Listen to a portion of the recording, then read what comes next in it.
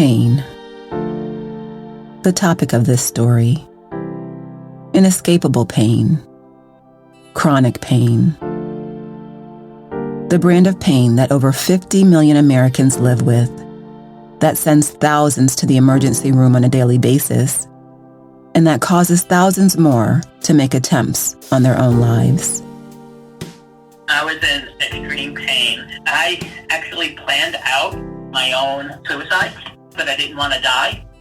I just wanted the pain to stop. I struggled with suicidal ideation starting as a teenager just because I had no idea what to do with all the chronic pain. We have 9 or 10% of every suicide in this country is related to pain. And that's a number that has been authenticated. And we know the VA has done studies about how prevalent suicidality is in people who are forced off of pain medication or even just forced tapered. You're taking their lives away. They're taking their autonomy, their dignity, their quality of life completely away. And for some reason, that's been judged to be okay. Introducing Chronic, the Pain Game, a 6-episode podcast about chronic pain. I'm Eve, host and producer. Come join us as we define chronic pain and discuss some of the daily challenges individuals with chronic pain face and the obstacles to adequate treatment they encounter, specifically how the impact of the opioid crisis and subsequent government regulations imposed on prescription opioids by way of the 2016 CDC guideline and DEA enforcement has impacted their lives.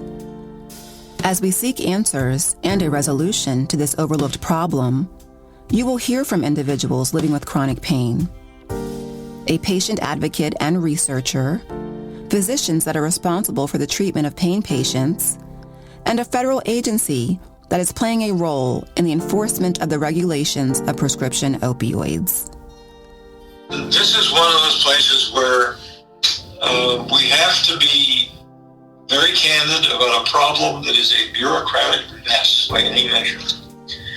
A lot of the problems patients are facing right now boil down to the impact of a document that was written in 2016, which was a CDC guideline on the prescription of opioids to patients with chronic non-cancer pain.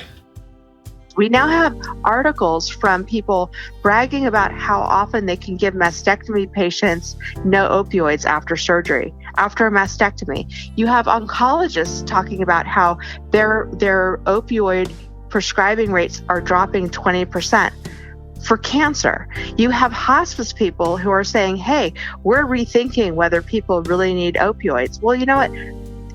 There's something fundamentally wrong. There's no gold star at the end of all of this by saying, hey, look at all the stuff that we didn't give people. Essentially, the federal government is incentivizing patients to abuse illicit opioids by restricting their access to medical care. Pain is real. Pain is real. That's one of the primary drivers in the human brain. In any animal brain, you don't have to be human. You escape pain. A dog will chew its leg off if it's in a trap, right? You do anything you need to. You're going to go to the street. If you have people who are giving you drugs cheap on the street, you're going to do that. If they give you pills that are Norco or Percocet, you're going to buy those. You're not going to think, could they be laced with fentanyl and kill me? No, because you're desperate. So some of the increase we've seen in overdoses have been legitimate pain patients legitimately seeking pain relief. And basically what we're seeing is not a crisis of opioid addiction from exposure, it's a crisis of social hopelessness. So what we have again is a set of numbers that are published that we know very well are correct, which tell us that prescribing isn't causing our opioid crisis. It's street drugs, dummy. And yet the CDC goes right on trying to restrict opioid prescriptions in a manner that is harming patients by the thousands. Thank you for listening to Chronic, the Pain Game. Please subscribe, share, and write a review on iTunes.